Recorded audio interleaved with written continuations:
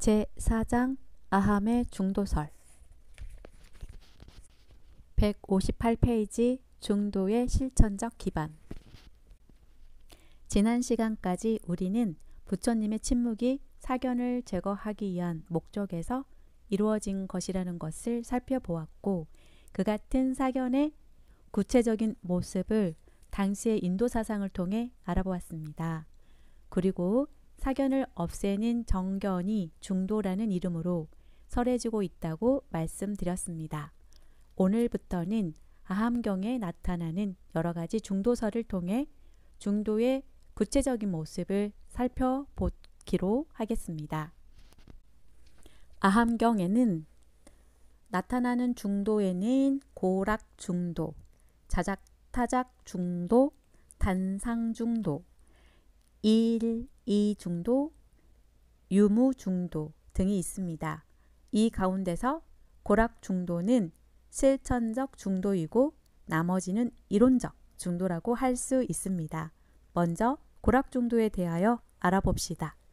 전 시간의 인도사에는 사상의 혼란으로 쾌락주의가 만연하였고, 이에 대응하여 자이나교에서는 고행주의를 택해서 이를 극복하려 했다는 것을 말씀드렸습니다.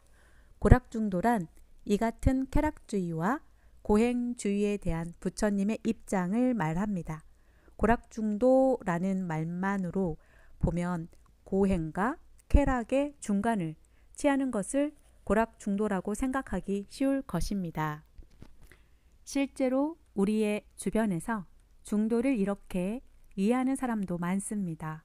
이렇게 이해하고 있는 사람들은 아마 다음과 같은 거문고의 비유로 중도가 이야기된다고 생각하기 때문일 것입니다. 중아함 사문 20억이경을 보면 다음과 같은 이야기가 나옵니다. 부처님의 제자 가운데 소나라고 하는 비구가 있었습니다. 그는 스스로 생각하기를 세존의 제자 가운데 내가 제일 열심히 정법과 계율을 부지런히 배우고 익힌다고 자부할 수 있다. 그런데도 모든 번뇌로부터 마음이 해탈하지 못하고 있다. 나의 부모님은 큰 부자이니 차라리 수행을 포기하고 세상에 나가서 마음대로 보시나 하면서 여러 복업이나 짓는 것이 좋지 않을까? 라며 수행을 포기하려 하였습니다. 부처님은 이것을 타심통으로 아시고 소나를 불렀습니다. 그리고 그의 이 같은 생각을 하긴 하시고서는 그대는 집에 있을 때 거문고를 잘 탔다고 했는가? 이렇게 물었습니다. 소나가 그렇다고 대답하자 부처님이 다시 물었습니다. 거문고의 줄이 급하게 조여 있으면 좋은 하음이 나오는가? 느슨하게 풀려 있으면 듣기 좋은 하음이 나오는가? 이에 대하여 소나가 둘 다 아니라고 대답하자 그렇다면 느슨하지도 급하지도 않고 그 중간으로 적절하게 조이면 듣기 좋은 하음이 나오는가? 라고 다시 물었습니다. 소나가 그렇다고 대답하자 그렇다 사문이여, 지나친 정진은 마음을 어지럽히고 정진을 게을리하면 마음이 해태해진다. 그러므로 그대는 정진해야 할 때인지 아닌지 시기를 분별하고 자신의 상태를 관찰하여 방일하지 않도록 해야 한다라고 소나를 깨우쳐 주었습니다. 이 가르침을 받고 소나는 수행 정진을 한 결과 모든 번뇌에서 해탈하여 아라한이 되었다고 합니다. 이 비유가 중도를 의미한다면 중도는 유교의 중용이나 중간을 의미한다고 할 수 있습니다. 그러나 부처님은 그 경에서 이것이 중도라라고 하시지는 않습니다. 중도는 중용이나 중간을 의미하는 것이 아니기 때문입니다. 청정경을 살펴보면서 말씀드렸듯이 부처님은 감각적 쾌락을 추구하거나 맹목적인 고행을 추구하는 것을 꾸짖으셨습니다. 그러나 진정한 수행으로 얻는 즐거움은 크면 클수록 칭찬하셨습니다. 결코 쾌락과 고행의 중간을 취하지는 않으셨던 것입니다. 그렇다면 어떤 것이 우리에게 진정한 즐거움을 주는 고락 중도일까요?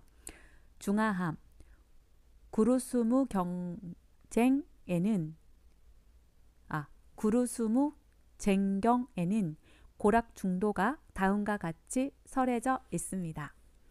내가 그대들을 위하여 법을 설하리니 그것은 처음도 좋고 중간도 좋고 마지막도 좋으며 의미가 있는 말이며 청정한 공덕을 구족하여 깨달음을 얻는 수행을 드러낸 것으로서 이 이름을 분별무쟁경이라고 하는 것이다.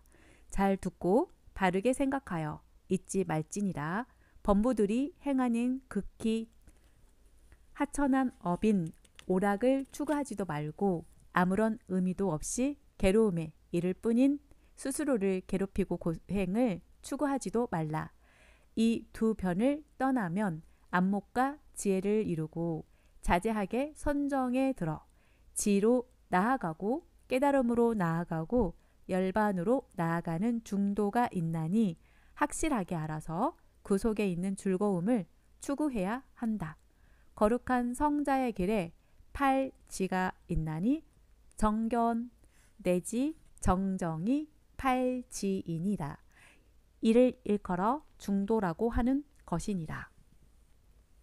이 경은 매우 길어서 요점만 간추려 소개하겠습니다만 아무튼 이 경에서 고락 중도는 정견, 정사유, 정어, 정업, 정명, 정정진, 정념, 정정이라고 하는 8정도라고 분명히 이야기하고 있습니다. 고락 중도는 이와 같이 고행주의와 쾌락주의라는 두 가지 대립된 입장을 버리고 떠난 그것들과는 질적으로 다른 새로운 수행의 길입니다. 부처님은 왜 이 같은 새로운 수행의 길을 선택했을까요? 수행의 목적은 열반이라는 최고의 가치, 즉 궁극의 행복을 성취하는 데 있습니다. 당시의 에도들은 대부분 세속적인 감각적 쾌락을 최고의 가치로 생각했습니다. 오늘날 현대인들이 쾌락을 추구하는 것과 다를 바 없습니다. 내세를 부정하고 윤리를 부정하는 이들에게는 살아있는 동안 어떤 방법으로든 세속적이고 감각적인 욕구를 충족시키는 것이 가장 가치 있는 일로 생각되었을 것입니다.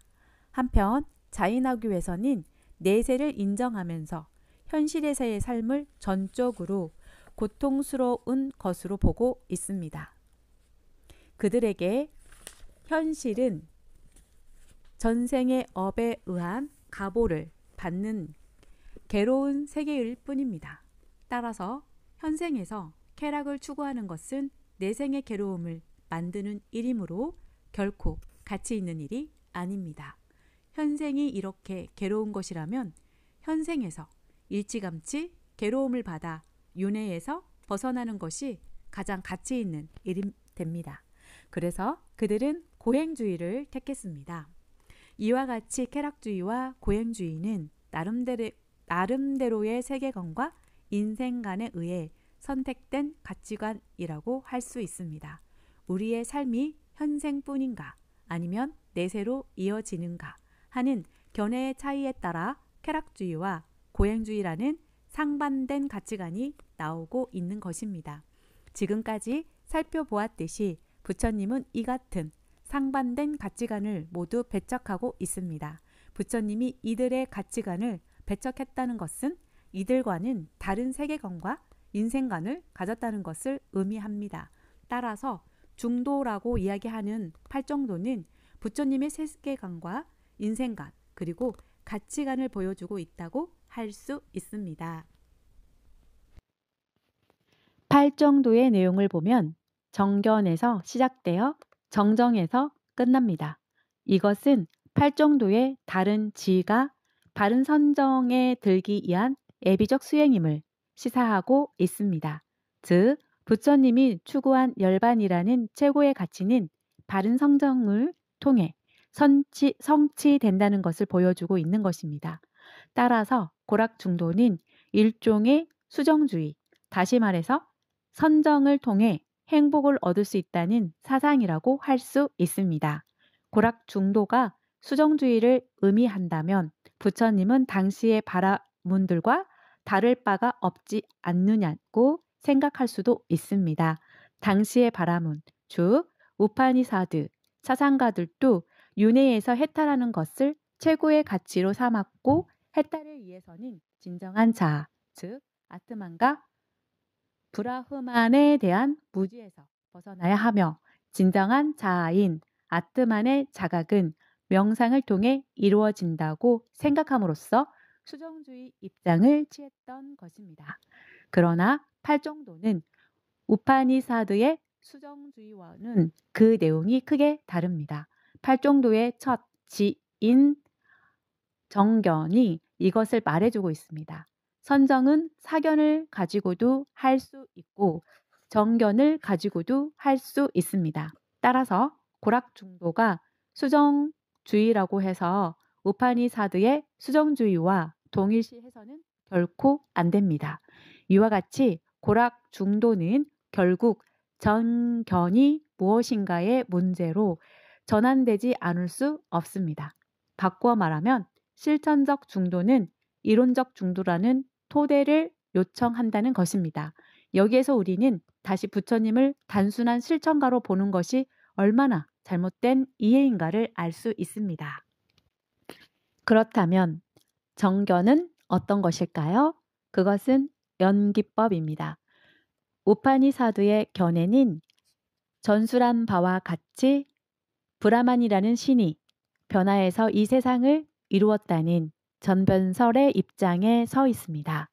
그래서 그들은 이 같은 전변설에 의지하는 명상을 함으로써 바라후만과 아트만을 찾습니다.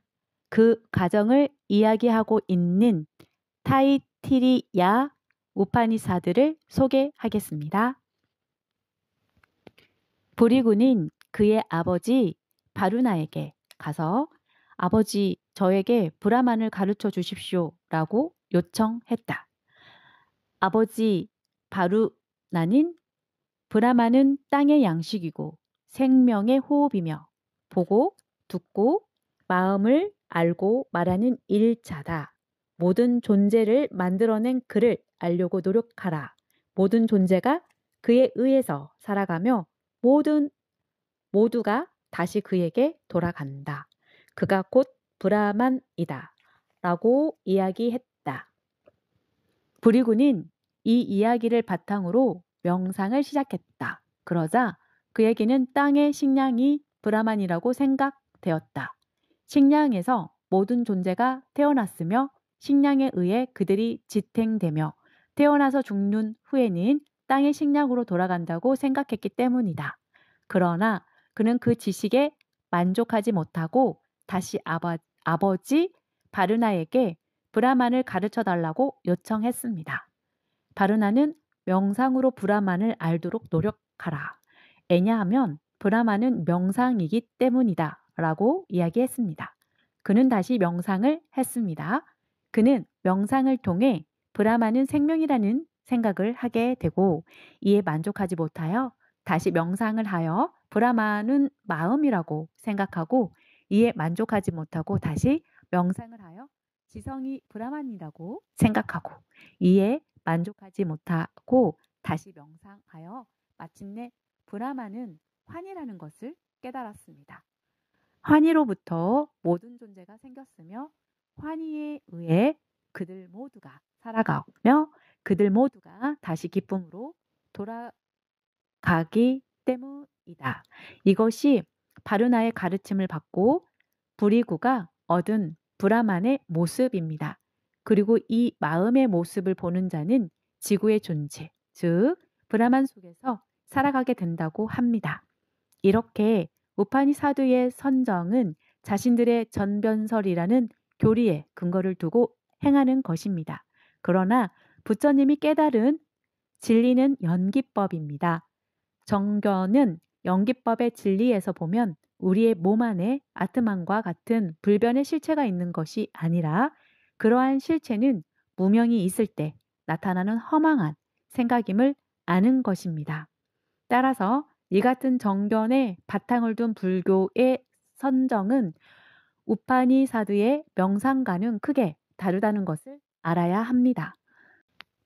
지난 시간에는 고락 중도는 고행과 쾌락의 중도를 의미하는 것이 아니라 정견에서 시작되어 정정에서 끝나는 팔정도라는 수행법임을 이야기했습니다. 오늘은 이 같은 실천적 중도의 토대가 되는 이론적 중도에 대하여 살펴보기로 하겠습니다. 먼저 자작, 타작 중도를 살펴봅시다. 불교 수행의 목적이 생사, 윤회의 괴로움을 없애고 열반을 성취하는 것이라고 한다면 생사의 괴로움이 어떻게 생기는가를 먼저 알아야 할 것입니다. 자작, 타작 중도는 괴로움이 어떻게 생기는지에 대한 애도들의 견해를 비판하고 부처님의 입장을 밝힌 것입니다.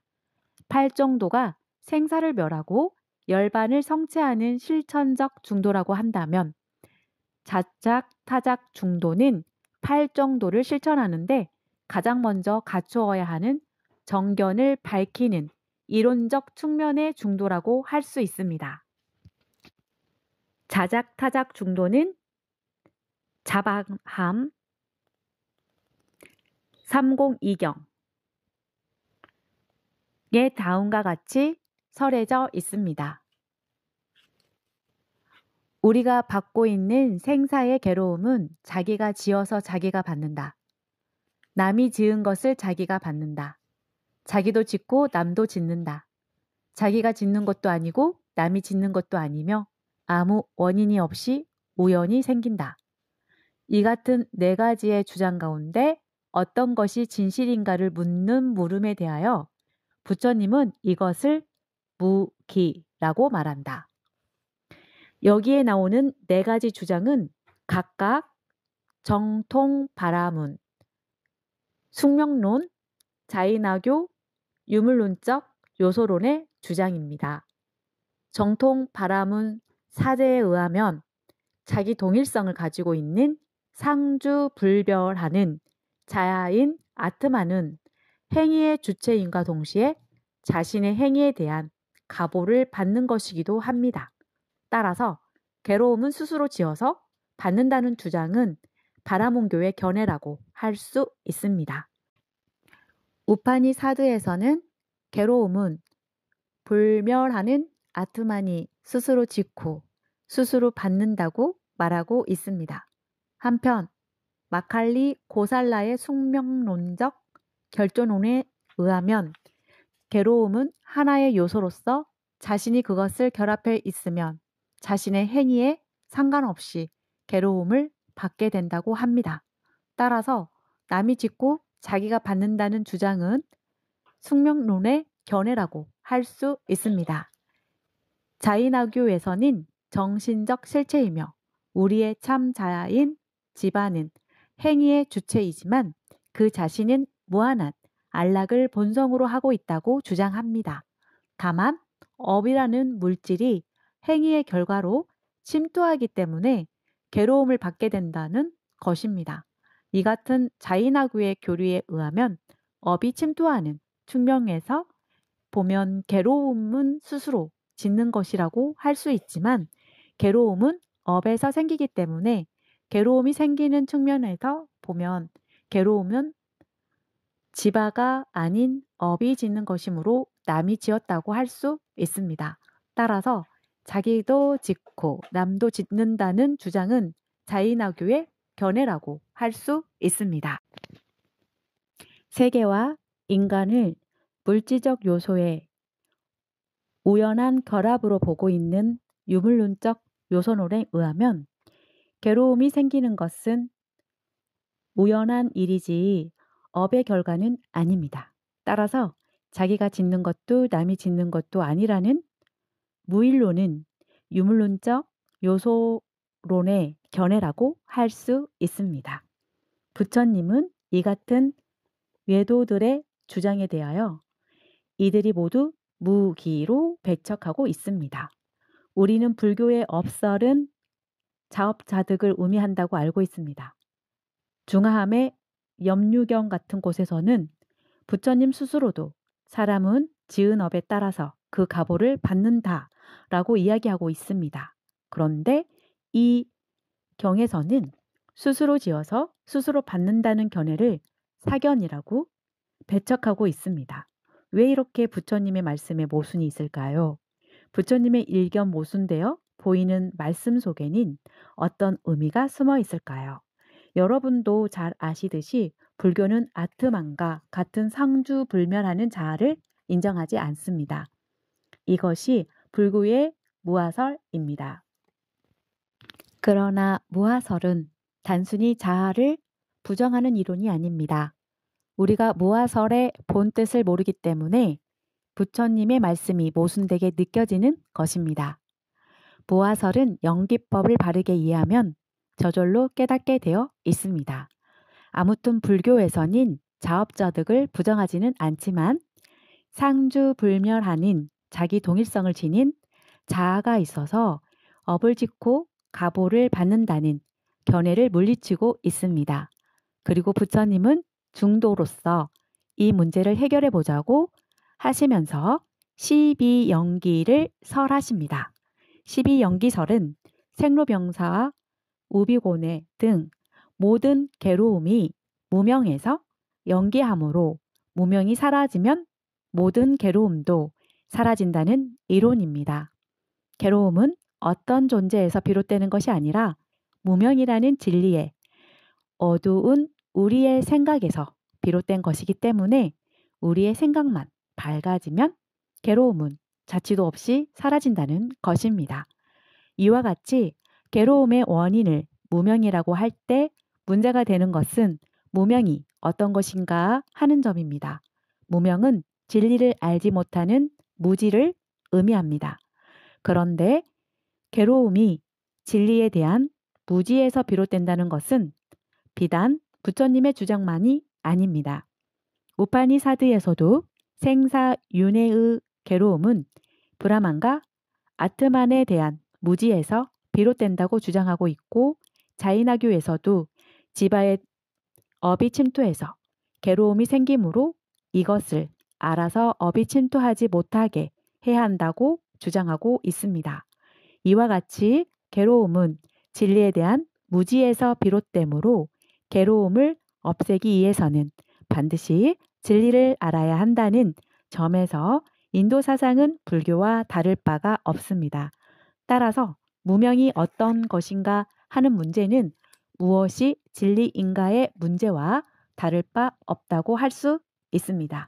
아무리 자기의 견해가 진리라고 할지라도 그것이 진리가 아니면 그 같은 진리를 주장하는 것이 곧 무명이 되기 때문입니다. 그렇다면 진리는 어떤 것일까요? 당시의 에도들이 발견하고자 한 진리는 인간과 세계의 근본이 되는 본질적인 존재였습니다. 세계와 인간이 어떤 존재로 되어 있는가를 그들은 알고자 했던 것입니다. 우파니사드의 브라만과 아트만, 유물론의 사대와 같은 요소, 자이나교의 지바와 물질적 실체들은 모두 이 같은 문제의 해답으로 제시된 것들입니다. 이와 같이 외도들은 전변설과 적치설이라는 서로 상반된 주장으로 대립하고 있지만 세계와 인간이 어떤 존재로 되어 있는가를 문제 삼고 있었다는 점에서는 다를 바가 없습니다. 그러나 불교의 영기설에서는 진리를 어떤 근본이 되는 존재라고 생각하지 않습니다. 다른 종교나 사상에서는 태초에 어떤 존재가 있어서 세상을 만들었다거나 세상에는 불변의 실체가 있어서 이들이 모여서 세상을 이루고 있다고 주장하지만 불경의 어디를 보아도 이런 이야기는 나오지 않습니다. 나는 불교에서는 왜 이런 문제를 다루지 않는지 매우 궁금했습니다만 뒤에 영기법을 연구해 보고서 영기법으로 이 문제를 해결하고 있다는 사실을 알았습니다. 영기법을 이해하기 위해서 내가 겪은 이야기를 하나 하겠습니다. 대학 1학년 때의 일이라고 기억됩니다. 어느 날 학교에서 기독교 신자인 친구와 종교 문제를 놓고 대화하게 되었는데 그 친구가 나에게 아버지가 없는 사람이 있느냐고 물었습니다. 나는 없다고 대답했습니다. 그러자 모든 사람에게 아버지가 있다면 최초의 인간도 아버지가 있어야 하지 않겠느냐고 했습니다. 그래서 그렇게 대답했더니 그 최초의 인간의 아버지가 바로 하나님이라고 하면서 하나님이 없다면 어떻게 우리가 존재할 수 있었겠냐고 물었습니다. 만물의 창조자여 모든 인류의 아버지인 하나님은 없을 수 없다는 것이었습니다. 그래서 나는 그 친구에게 하나님의 아버지는 누구냐고 물었습니다. 그랬더니 하나님은 아버지가 없다고 하더군요. 내가 도저히 하나님의 존재를 인정할 수 없다고 했더니 이번에는 시계를 보여주면서 이 시계가 존재하게 된 것은 만든 사람이 있기 때문이 아니냐고 물었습니다. 그래서 그렇다고 대답했습니다. 그랬더니 이렇게 하찮은 시계도 만든 사람이 있는데 인간과 같이 복잡하고 요모한 존재나 이 우주와 같이 신비한 존재를 만든 사람이 없을 수 있느냐고 질문했습니다. 그래서 나는 모든 존재는 만든 사람이 있다는 것이냐고 되물었습니다. 그랬더니 그렇다고 대답하더군요. 하나님은 존재인가 아닌가를 물었더니 존재라고 답했습니다. 그러면 그렇게 오묘하고 신비한 존재인 하나님은 누가 만들었냐고 물었더니 하나님은 본래부터 존재하고 있기 때문에 만든 사람이 없다고 대답했습니다. 모든 사람은 아버지가 있고 모든 존재는 만든 사람이 있다는 전제 아래서 추리를 하다가 결론이 되는 하나님에 이르러서는 아버지도 없고 만든 사람도 없다니 이 얼마나 모순된 주장입니까? 과학자들은 처음에는 모든 물질은 더 이상 나누어지지 않는 원자로 이루어졌다고 생각했습니다. 그런데 물질은 아무리 작아도 나누어지지 않을 수 없습니다. 그것이 나누어지지 않기 위해서는 크기가 없어져야 합니다. 공간을 차지하지 않아야 한다는 것입니다. 그런데 공간을 차지하지 않고 있는 것은 우리는 물질이라고 할 수 없습니다. 결국 과학자들의 견해도 모순에 빠지고 만 것입니다. 그래서 현대 물리학에서는 물질이 원자가 모여서 된 것이라고 이야기하지 않습니다. 현대 물리학에서는 이미 모든 물질은 에너지라고 보고 있습니다. 이와 같이 태초에 어떤 존재가 있어서 세상을 만들었다는 전변설적인 생각이나 요소가 모여서 세상을 이루고 있다는 적지설적인 생각은 조금만 깊이 생각해 보면 자가당착의 모순된 생각이라는 것을 알 수 있습니다.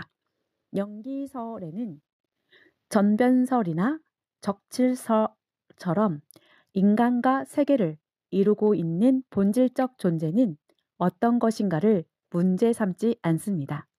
전에도 이야기했듯이 이런 것을 문제 삼는 것은 인간과 세계가 12처에서 연기한 것인 줄을 모르는 사견에 빠져 있기 때문입니다.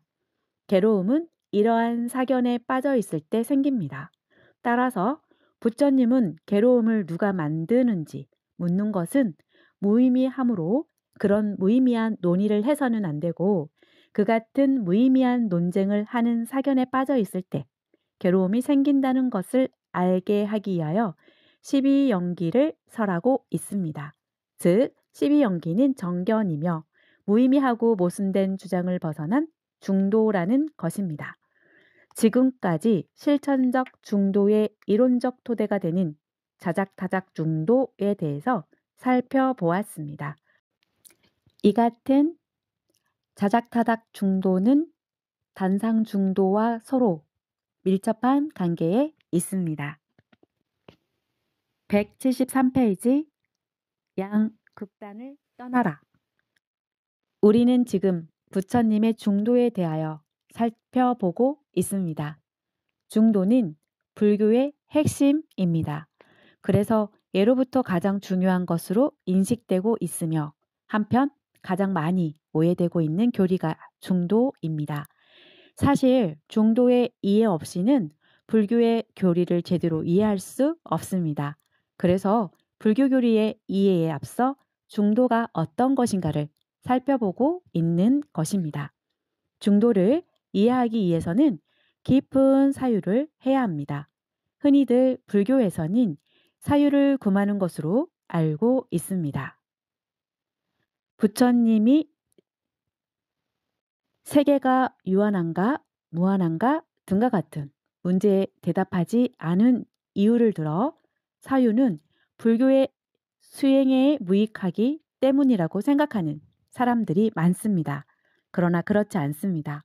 우리가 무기의 의의를 살펴보면서 알 수 있었듯이 부처님은 사유를 배제하기 위해서 침묵하신 것이 아니라 바른 사유로 인도하기 위해서 침묵하신 것입니다. 불교를 공부하는 방법은 문, 사, 수, 증이라고 할 수 있습니다. 먼저 부처님의 말씀을 듣고 그 말씀의 본뜻을 깊이 생각하여 바르게 이해하고 그 이해를 바탕으로 실천하여 스스로 부처님과 같은 깨달음을 증득하는 것이 불교인 것입니다. 아함경에 보면 당시 부처님의 제자들은 부처님의 말씀을 듣고서는 조용한 곳에 앉아 그 말씀의 의미를 깊이 사유했다고 합니다. 중도는 이와 같이 부처님의 말씀을 듣고 사유하고 수행하여 깨달음을 얻는 불교 공부의 바른 길입니다. 부처님은 중도에 입각하여 말씀을 설하신 것이므로 우리도 중도에 들어야 부처님의 말씀을 바르게 들을 수 있고 중도의 입장에서 사유해야 바르게 이해할 수 있으며 중도의 입장에서 수행해야 바른 깨달음에 도달할 수 있는 것입니다. 만약 중도를 이해하지 못하고 부처님의 말씀을 듣는다면 부처님의 말씀은 우리에게 별 의미가 없습니다. 예를 들면 12연기법은 생사를 벗어나는 길을 보여준 법문입니다. 그러나 우리는 그 법문을 외우고 있으면서도 생사에서 벗어나지 못하고 있습니다. 그 이유는 우리가 중도를 모르고 있기 때문입니다. 부처님은 중도에 입각해서 말씀하시는데 우리는 사견을 가지고 듣기 때문에 그 말씀의 본뜻을 이해하지 못하는 것입니다. 따라서 불교를 공부하기 위해서는 무엇보다도 중도의 이해가 필수적인 것입니다. 중도의 이해는 결코 쉽지 않습니다. 부처님의 말씀을 잘 듣고 깊이 생각하지 않으면 결코 알 수 없습니다. 무기의 문제에서 지금까지 이 광자가 우도하고 있는 것은 중도를 바르게 이해하고자 하는 것입니다. 강의가 분명히 어렵고 복잡할 것입니다. 어찌 생각하면 쓸데없는 망상만 키우는 것처럼 생각될지도 모르겠습니다만 그러나 결코 그렇지 않습니다. 인내를 가지고 깊이 생각해 봅시다. 그러면 반드시 중도가 어떤 것인가를 확연하게 깨닫게 될 것입니다. 고락중도의 고찰을 통해서 팔정도가 생사의 괴로움을 벗어나 열반을 성취하는 바른 길로서 실천적 중도라는 것을 알았고 자작타작 중도의 고찰을 통해서 12연기가 팔정도 수행의 토대가 되는 이론적 중도임을 알았습니다. 오늘은 단상 중도에 대하여 살펴보기로 하겠습니다. 사람은 죽어서 다시 태어나는 것일까요? 죽으면 그만일까요? 불교를 공부하는 사람은 대부분 몸은 죽어도 영혼은 죽지 않고 이 생에서 지은 업에 따라 다음 세상에 태어날 것이라고 대답할 것이고 과학적인 지식을 절대적으로 믿는 사람은 대부분 죽으면 그만이라는 생각을 하고 있을 것입니다. 부처님의 생각은 어떤 것이겠습니까? 부처님은 죽으면 그만이라는 생각을 단견이라고 하며 배척했습니다. 그렇다고 해서 영혼이 죽지 않고 다음 세상에 가서 태어난다는 생각을 올바르다고 하시지는 않았습니다. 영혼은 죽지 않는다는 생각 역시 상견이라고 하며 거부했습니다. 이렇게 단견과 상견을 모두 물리친 것을 단상중도라고 합니다. 여러분께서는 아마 상당히 혼란을 느끼실 것입니다. 절에 가면 흔히 스님들이 옷을 갈아입는다는 말을 합니다. 사람이 죽는 것은 육체라는 현실에서의 옷을 벗어버리고 내세에 가서 새로운 육체의 옷으로 갈아입는 것이라는 의미입니다. 이 같은 말 속에는 육체는 죽어도 영혼은 죽지 않는다는 의미가 들어 있습니다. 그런데 부처님은 이것은 상견이므로 버려야 한다고 하고 있으니 도대체 이것을 어떻게 이해해야 할지 참으로 당황스러운 일이 아닐 수 없습니다. 우리는 어떻게 하면 이 같은 우욕에서 벗어날 수 있을까요? 하두 가운데 부모가 이 몸을 낳기 전에 나의 본래 면목은 어떤 것인가? 라는 말이 있습니다. 아마 이 하두를 깨친다면 모든 우욕이 사라질 것입니다. 그러나 하두만 던져놓고 말 수 없으므로 부처님의 말씀을 살펴보겠습니다. 잡아함 300경에서 부처님은 다음과 같이 단상중도를 말씀하십니다. 자기가 지은 것을 자기가 받는다고 하면 상견에 떨어지고 남이 지은 것을 남이 받는다고 하면 단견에 떨어진다. 의미 있는 진리를 이야기하는 주장은 이들 두 편을 떠나 중도에서 설한 법이니 소위 이것이 있는 곳에 저것이 있고 이것이 일어날 때 저것이 일어남이라. 무명을 연하여 행이 있고 큰 괴로움 덩어리가 모여 무명이 멸하면 행이 멸하고 내지 큰 괴로움 덩어리가 멸하는 것이니라.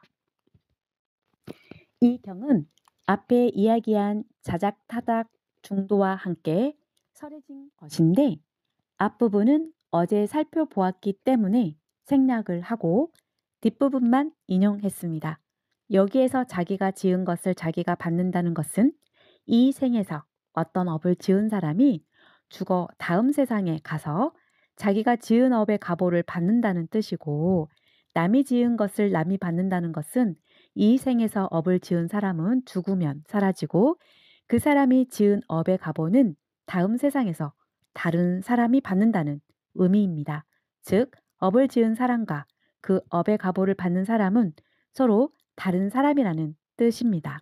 부처님은 이 같은 두 가지 생각은 잘못된 것이므로 버려야 하며 의미 있는 진실을 이야기한다면 그것은 12연기법이라고 말씀하십니다. 부처님은 우리는 죽으면 그만인가? 죽은 후에도 영혼은 죽지 않고 다음 세상에 가서 태어나는가 하는 문제에 대하여는 대답하지 않으시고 12연기를 설하고 있는 것일까요? 쓸데없는 논의는 그만하고 무명을 멸하여 괴로움을 벗어나는 수행에나 전념하자는 의도에서 그렇게 말씀하신 것일까요? 결코 그렇지 않습니다. 부처님은 이 문제를 도외시한 것이 아니라 그에 대한 해답으로 12연기를 말씀하신 것입니다. 무기의 문제를 살펴보면서도 이야기했듯이 영혼이 있는가 없는가 하는 의심은 사견에서 비롯된 허망한 생각입니다. 그리고 연기법은 부처님이 깨달은 인간과 세계의 실상을 보여주는 진리입니다. 인간과 세계의 실상, 즉 연기법을 통달하게 되면 생사윤회의 실상을 깨달아 그 같은 허망한 의심은 사라지는 것입니다. 육체가 죽으면 육체의 생이 끝이라는 단견과 영혼은 죽지 않고 내세에 가서 태어난다는 상견은 모두 에도들의 주장입니다. 에도들은 어떤 형태로든 자아의 존재를 인정합니다. 바라문교에서는 상주불멸하는 아트만을 자아라고 주장하고, 자이나교에서는 전지전능한 지바가 자아라고 주장합니다. 그리고 유물론적 요설은 주장하는 사람들은 여러 요소가 일시적으로 결합해 있는 몸이 우리의 자아라고 주장했습니다. 이와 같이 에도들은 영원하게 존재하든 일시적으로 존재하든 자아란 자기 동일성을 가지고 시간적으로 존속하는 존재라고 생각했습니다. 이렇게 시간적으로 존재하는 자아가 죽은 후에도 변함없이 영원히 존재한다는 견해가 상견이고, 현생 동안은 존재하지만 죽으면 사라진다는 견해가 단견입니다. 그러나 부처님은 무아를 주장합니다. 시간적으로 자기 동일성을 가지고 존재하는 자아는 우리의 생각 속에만 있을 뿐 실제하지 않는다는 것입니다.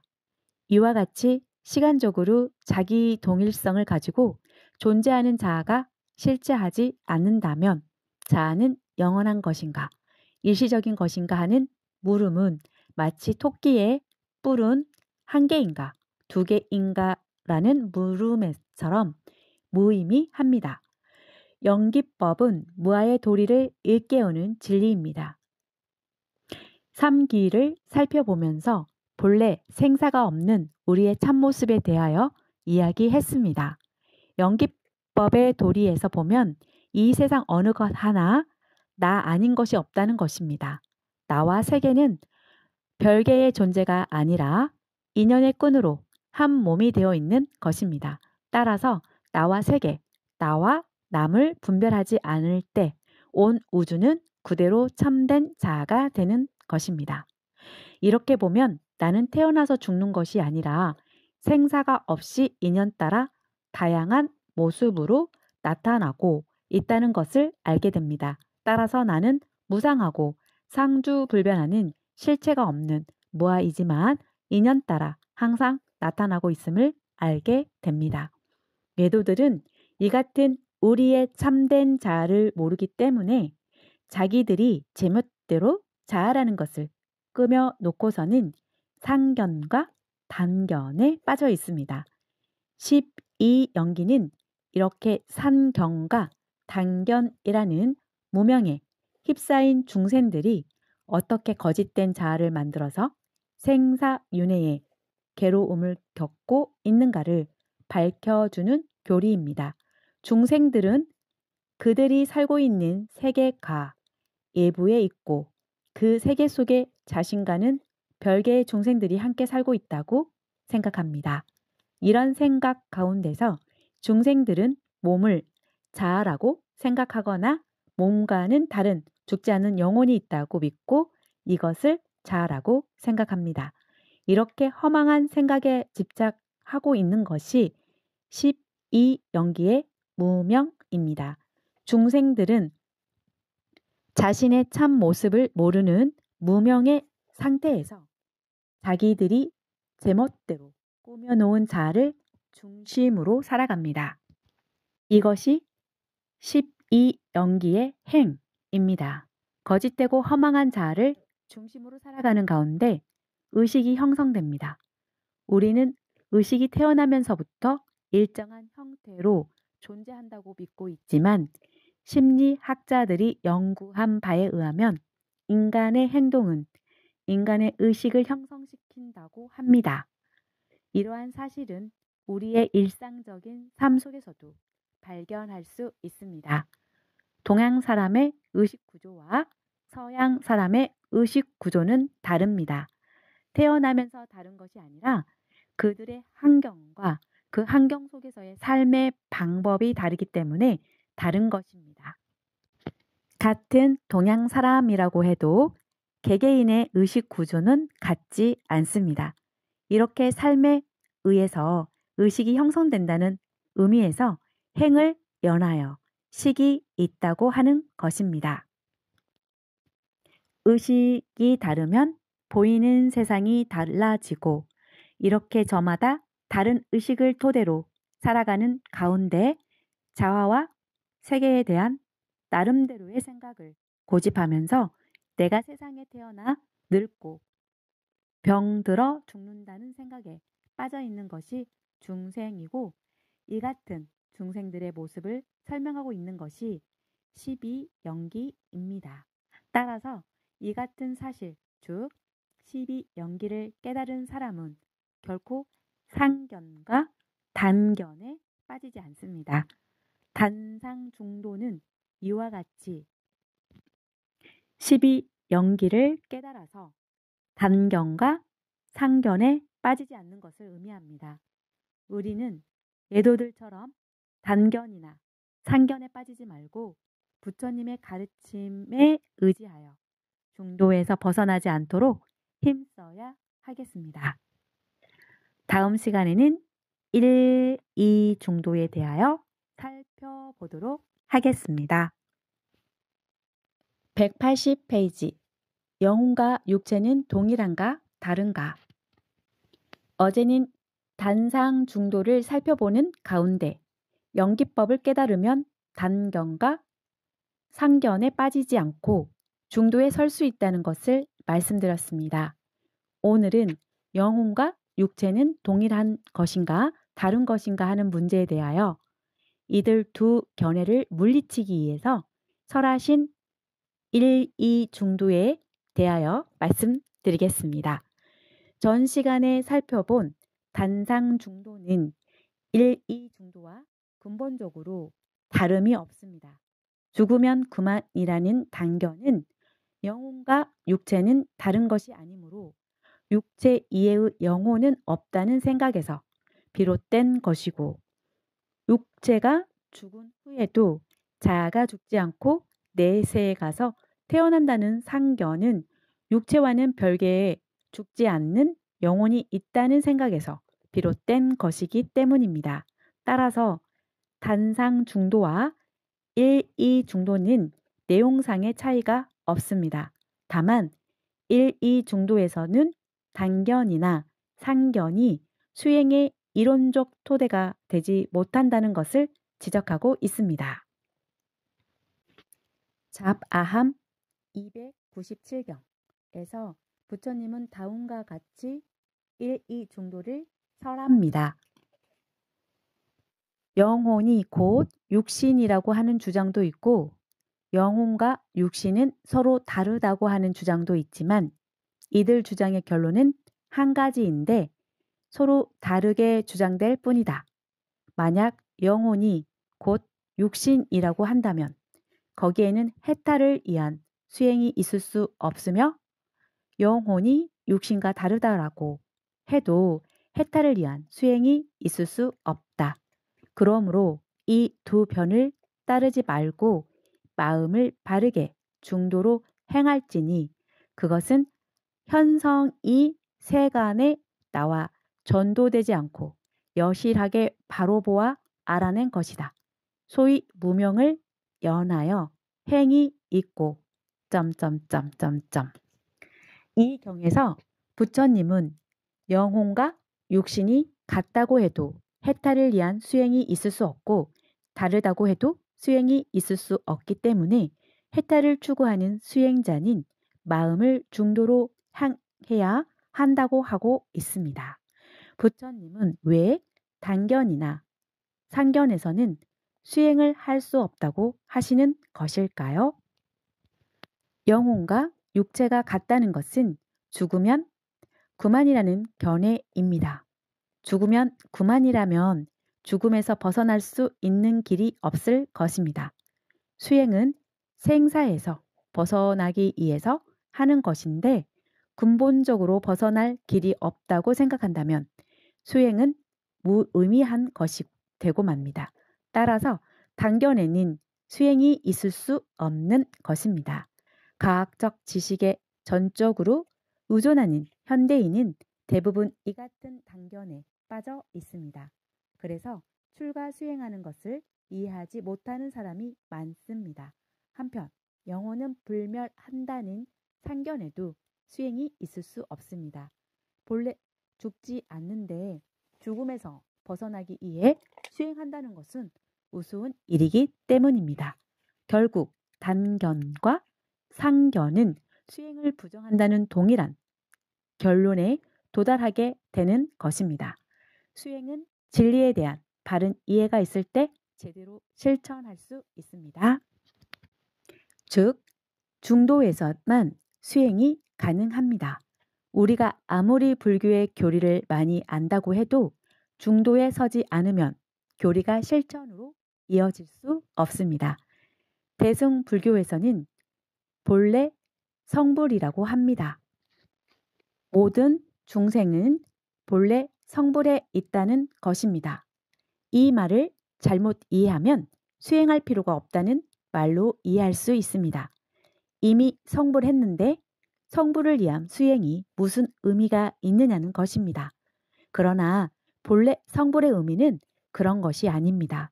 본래 성불이라는 말은 수행의 바른 길을 제시하기 위해서 이야기된 것입니다. 마조 도일 선사가 남학 해양 선사에게 가서 공부할 때의 일입니다.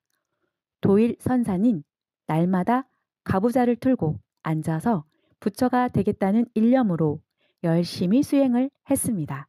그런데 어느 날 해양 선사가 도일 선사에게 물었습니다.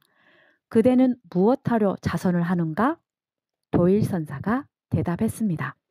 부처가 되기 위해서 자선을 합니다.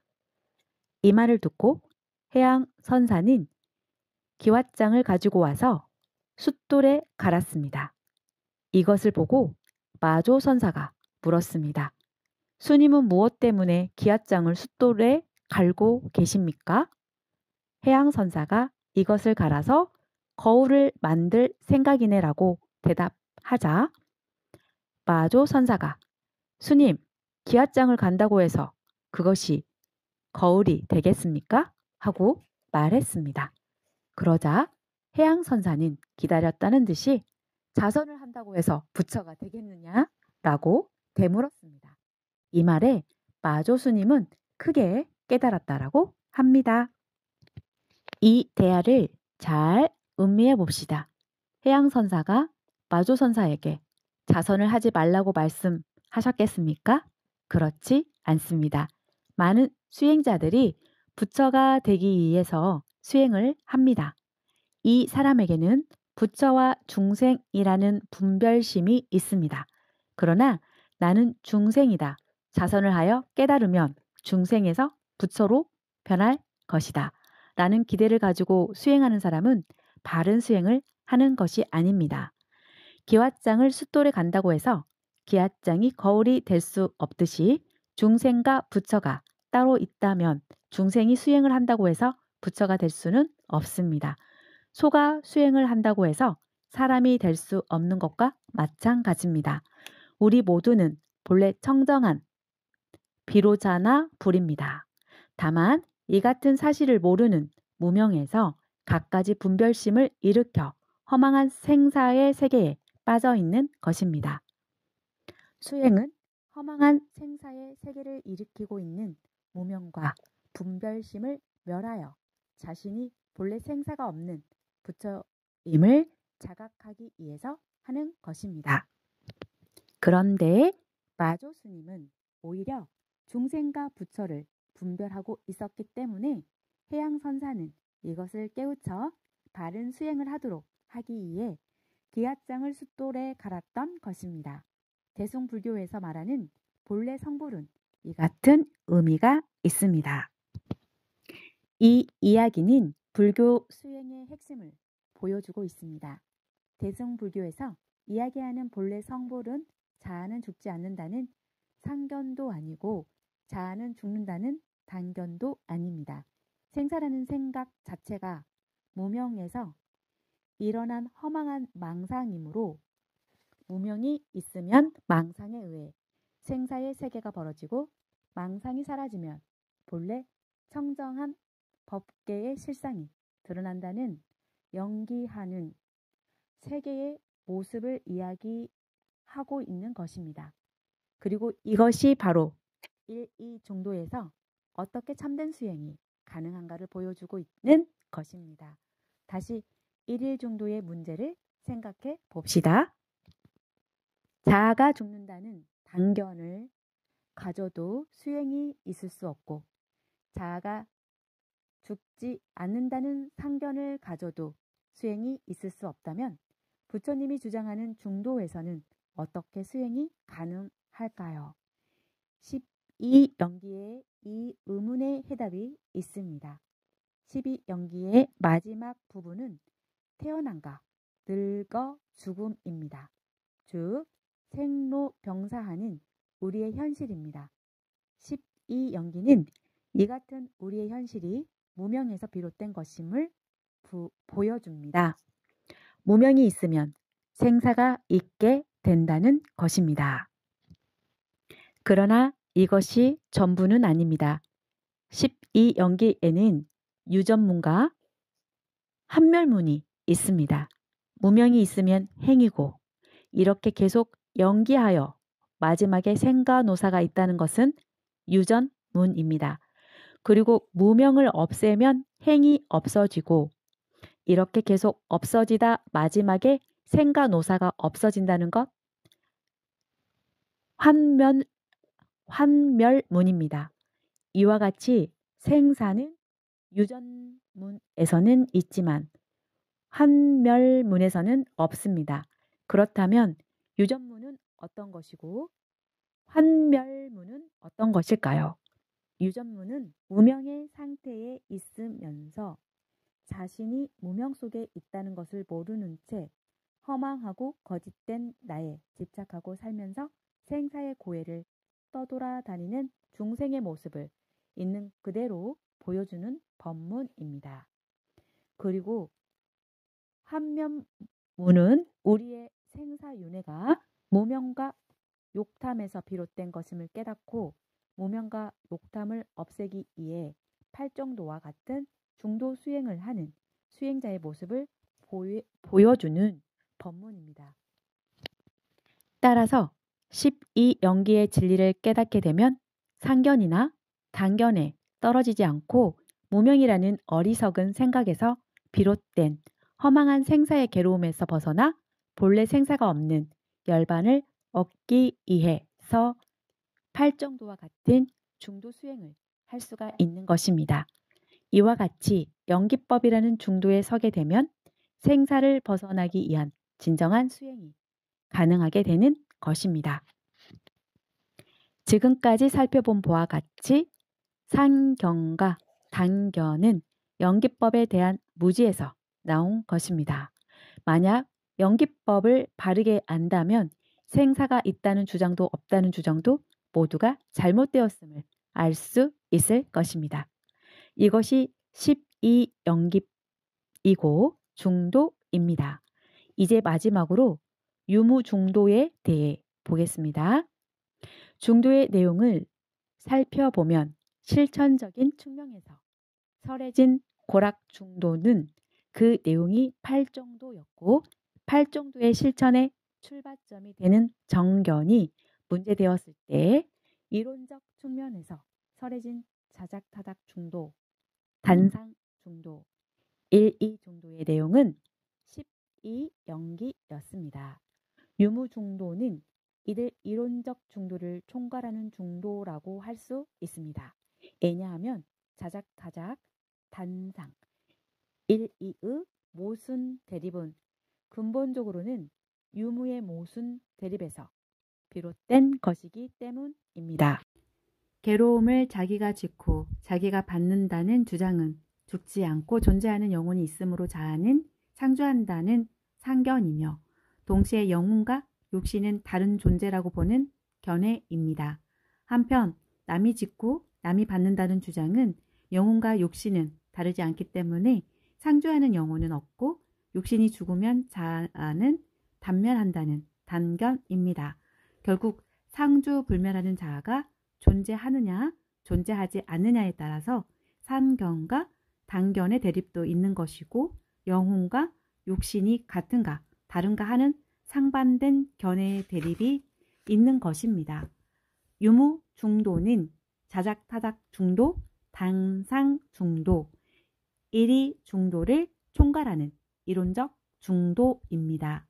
이런 의미에서 부처님은 범동경에서 62견으로까지 분류했던 예도의 모든 사상을 증일아함, 유무품에서는 다음과 같이 유무이견으로 분류하고 있습니다. 세종께서 여러 비구들에게 말씀하시기를 마땅히 두 견해를 알아야 한다. 어떤 것이 두 견해인가? 유견과 무견을 두 견해라고 말한다. 만약 어떤 사문과 바라문이 두 견해를 익히고 마지막에 가서는 그 법을 따를 수 없을 때 그 이유를 여실하게 알지 못한다면 이 사람은 곧 사문도 아니고 바라문도 아니다. 사문에서 사문의 법을 어기고 바라문에서 바라문의 법을 어기게 되므로 이 사문과 바라문은 결국 자신들이 주장하는 열반을 스스로 증득하여 그 경계에서 논일 수가 없기 때문이니라. 그러나 만약 어떤 사문과 바라문이 이 두 견해를 배우고 애운다 할지라도 이것을 버려야 하는 이유를 여실하게 안다면 이 사람은 곧 사문의 행을 지니고 있는 사문이며 바라문의 행을 알고 있는 바라문으로서 열반을 중득하여 그 경계에서 스스로 논일 수 있을 것이다. 그러므로 비구들이여 이 두 견해를 배우고 익혀서는 안 된다. 마땅히 남김없이 버려야 한다. 이 경에서는 이렇게 애도의 모든 사견은 유견과 무견이라고 하고 있습니다. 부처님이 말씀하시는 유견과 무견은 구체적으로 무엇을 의미하는 것일까요? 깊이 생각해보고 다음 시간에 이 문제에 대해서 살펴보도록 합시다. 187페이지 있느냐 없느냐. 어제는 애도의 모든 사견은 유견과 무견이므로 유무 이견을 버려야 한다는 부처님의 말씀을 들어보았습니다. 오늘은 이 같은 부처님의 말씀이 무엇을 의미하는지 알아보도록 하겠습니다. 유견과 무견은 자아가 현세에만 존재하는가, 과거세와 미래세에도 존재하는가에 대한 대립된 견해입니다. 만약 자아가 과거서에도 현세에도 미래세에도 있는 것이라고 주장한다면 이것은 유견이고 현세에는 있으나 과거세와 미래세에는 없다고 주장한다면 이것은 무견입니다. 이것을 바꾸어 말하면 우리에게 과거세와 미래세가 있다고 주장한다면 이것은 유견이고 현세에만 있을 뿐 과거세나 미래세는 없다고 주장한다면 이것은 무견입니다. 현세에 자아가 존재하고 있다는 것은 아무도 의심하지 않을 것입니다. 그러나 우리에게 전생이나 내세가 있는가 없는가, 즉 자아는 전생부터 존재해서 현생을 거쳐서 내세로 가는 것인지 그렇지 않고 현생에서만 존재하다가 사라지는 것인지에 대해서는 저마다 생각이 다를 것입니다. 아마 전생이나 내세에 대하여 각가지 주장을 한다 할지라도 결국은 상주 불멸하는 자아가 있느냐 없느냐의 두 가지 견해, 즉 유무 이견에 속할 것입니다. 부처님이 말씀하시는 유무이견은 바로 이것을 의미합니다. 그리고 만약 우리도 그렇게 생각하고 있다면 우리 역시 애도들과 마찬가지로 유무이견에 의지하고 있다고 할 수가 있습니다. 상식적으로 생각해 보건대 윤회를 이야기하는 불교에서는 상주불면하는 자아가 있다는 견해를 취하고 있을 것으로 보입니다. 그러나 부처님은 이것은 상견이며 유견이라고 백적하고 있습니다. 그렇다고 해서 없다는 견해를 지지하지도 않습니다. 이도 역시 단견이며 무견이라고 해서 배척하고 있습니다. 도대체 부처님은 왜 이렇게 모든 견해를 물리치고 있는 것일까요? 잡아함 301경에서 부처님은 이렇게 말씀하십니다. 세간은 유와 무 두 가지의 의존하나니 유와 무는 보이거나 들리거나 생각한 것을 취한 것이다. 보이거나 들리거나 생각한 것을 취하기 때문에 유에 의지하기도 하고 무에 의지하기도 한다. 만약 이 취함이 없다면 마음이 경계에 묶여 경계를 취하지도 않고 경계에 머물지도 않고 자아를 제멋대로 꾸며내지도 않고 괴로움이 생기면 생기는 것에 대하여 멸하면 멸하는 것에 대하여 의혹이 없이 다른 사람을 의지하지 않고도 능히 알 수가 있느니라. 이것을 정견이라고 하며 이것을 이름하여 열애가 사설한 정견이라고 하나니라. 왜 그렇겠느냐? 세간이 생기는 것, 하는 것, 즉 모여 일어나는 것을 여실하고 바르게 보아 안다면 세간이 없다고 하는 사람이 없을 것이고 세간이 멸하는 것을 여실하고 바르게 보아 안다면 세간이 있다고 하는 사람이 없을 것이기 때문이니라. 그래서 열애는 두 변을 떠나 중도에서 설하나니 소위 이것이 있는 곳에 저것이 있고 이것이 일어날 때 저것이 일어나는 것이니라. 다시 말하면 무명을 연하여 행이 있고 내지 큰 괴로움의 덩어리가 생기며 무명이 멸하기 때문에 행이 멸하여 내지 큰 괴로움의 덩어리가 멸하는 것이니라. 이 경에서 부처님이 하시는 말씀의 뜻은 이렇습니다. 세상의 일반적인 사람들은 모두 상주불멸하는 영혼과 같은 자아가 있다는 생각에 의지해서 살아가고 있거나 그런 것은 없고 죽으면 그만이라는 생각에 의지해서 살아가고 있다는 것입니다. 그런데 사람들은 왜 자기가 그런 생각을 가지게 되었는지도 모른 채 그 생각에 집착하고 고집하고 있다는 것입니다. 부처님도 처음에는 그런 생각을 가지고 있었지만 출가 수행하여 깨닫고 보니 그 같은 생각은 거짓된 나를 만들어 놓았기 때문에 일어난다는 것을 알았습니다. 우리가 눈, 귀, 코, 혀, 몸, 마음으로 보고 듣고 만지고 생각하는 가운데 보이고 들리고 만져지고 생각한 것들을 부처님은 경계라고 부르는데 이들 경계 가운데서 자기의 마음에 드는 것을 취해서 저마다 달리 거짓된 나를 만드는 까닭입니다. 즉 세상 사람들은 참된 나의 실상을 모르는 무명 가운데 거짓된 나를 꾸며놓고 그 거짓된 나를 상주불멸한다고 생각하기도 하고 죽으면 그만이라고 생각하기도 한다는 것입니다. 만약 우리가 이런 경계를 취하지 않는다면 우리의 마음은 경계에 끌리지 않을 뿐 아니라 거짓된 나를 꾸미지도 않기 때문에 거짓된 나로 인한 생사의 괴로움이 생기는 가정과 없어지는 가정을 아무 의욕 없이 스스로 알게 되리라는 것입니다. 부처님은 이것을 정견이라고 우리에게 가르쳤습니다. 이것이 12연기입니다. 부처님은 세간이 생기는 것과 멸하는 것을 사실 그대로 바르게 보라고 하십니다. 이같이 부처님의 말씀은 쉽게 이해될 수 없을 것입니다. 부처님은 우리가 어떠한 이유에서 세간이 생기고 멸하는 것을 볼 수 있다고 말씀하시는 것이겠습니까? 여기에서 부처님이 말씀하시는 세간은 산이나 강이나 바다나 지구나 우주가 아닙니다. 이 우주가 생기고 없어지는 것을 눈으로 볼 수 있는 사람은 아무도 없습니다. 이렇게 아무도 볼 수 없는 것을 보라고 하실 리는 만무합니다. 우리는 보통 이 세계와 나는 별개의 존재라고 생각합니다.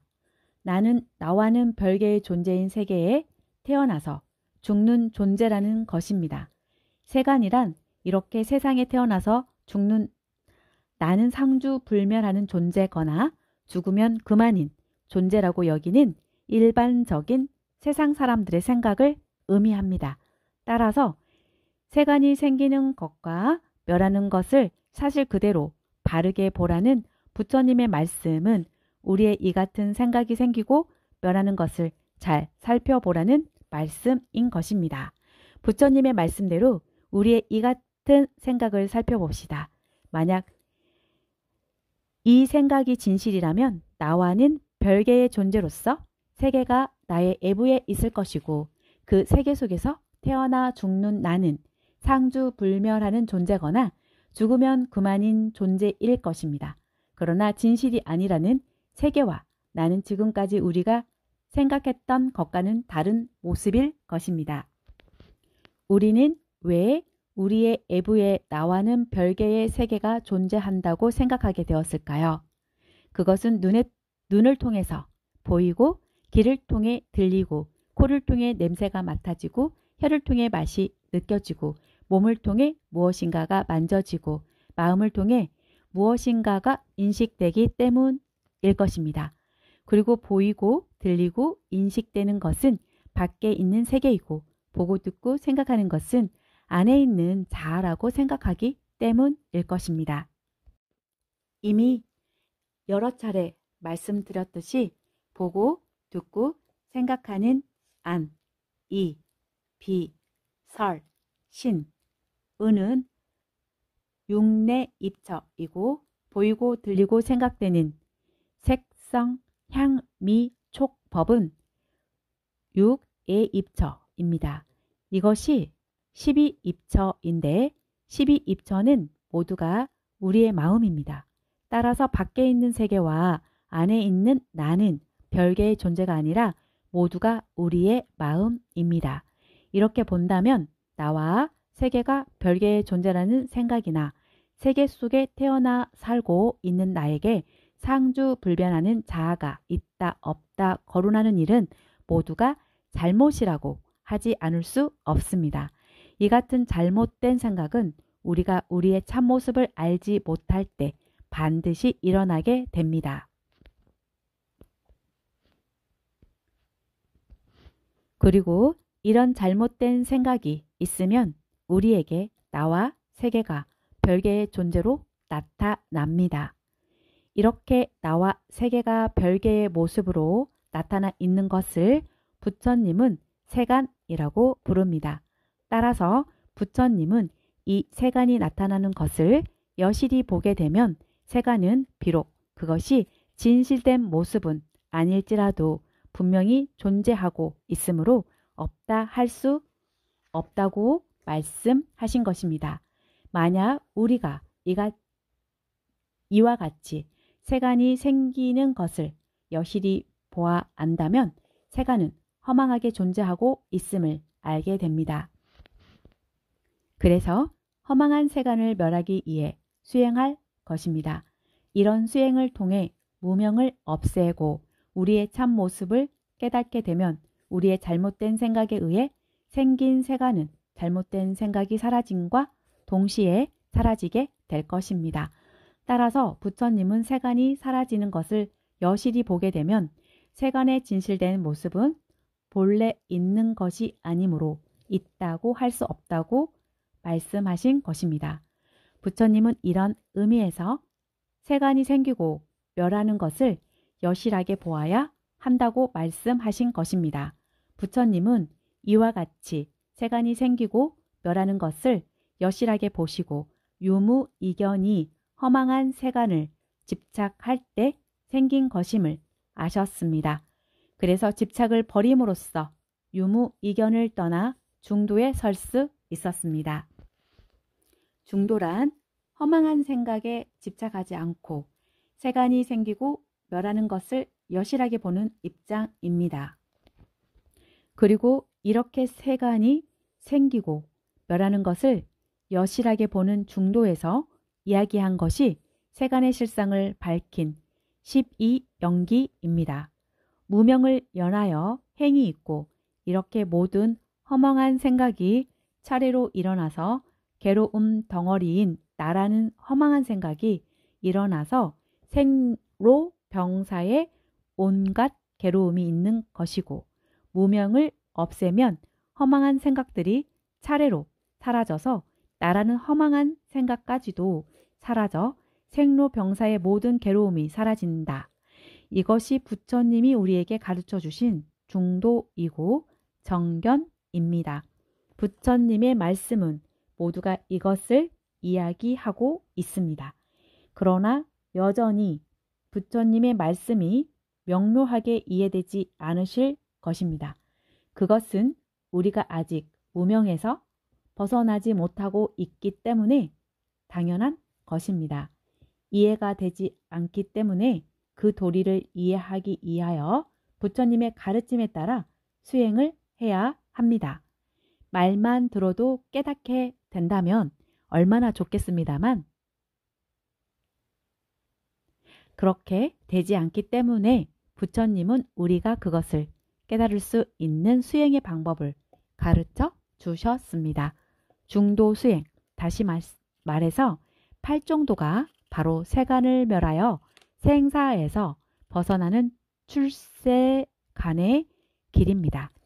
이렇게 중도는 이론에서 그치는 것이 아니라 실천과 연결되어 있습니다. 부처님이 이론적 중도로 12연기를 말씀하시고 다시 실천적 중도로 팔정도를 비롯한 37조 도품을 말씀하시는 까닭이 여기에 있습니다. 지금까지 무기와 중도에 대하여 살펴본 결과 부처님의 침묵이 중도를 드러내기 위한 것이었음을 알았고 중도는 팔정도와 12연기법임을 알았습니다. 그러나 아직 우리는 어떻게 12연기가 세간의 실상을 밝혀주고 있는가에 대해서는 자세하게 살펴보지 못했습니다. 다음 시간부터는 이 문제를 다루겠습니다.